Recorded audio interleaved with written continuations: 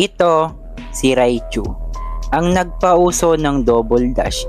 Isa rin pala siya sa mga content creator na hinahangaan ko sa paggamit ng hero na si Chu. At hindi lang yan. At ito naman, si Scythe. At kung si Raichu nga pala nagpauso ng double dash, siya naman ang nagpauso ng kickback. Isa rin ito sa mga iniidolo ko na sa paggamit ng hero na si Chu. At kung talaga namang makikita nyo ay napakalakas. At ito naman si Lonsky Plays. At kung makikita mo, triple recall in your face na may kasamang emote. Isa rin ito sa mga iniidolo ko na sa paggamit na si Chu. At kung nakikita nyo, napakalakas niya mag-Chu. At ito naman si Braxy PH, ang naging inspirasyon ko kung bakit ako gumagamit ng Chu ngayon. Matik guys, mabait to kasi tinutulungan niyang umangat ng isang content creator.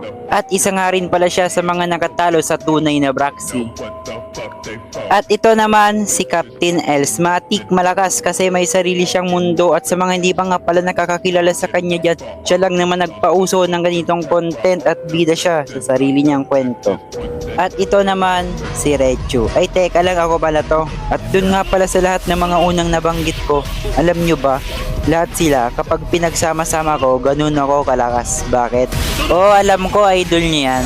Pero matik idol ko din yan. Pero panis yan pag ako from style.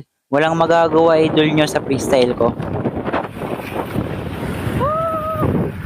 Oo, kaya ba nung idol nyo yung ganitong freestyle? Hindi, ako lang nakakagawa niyan.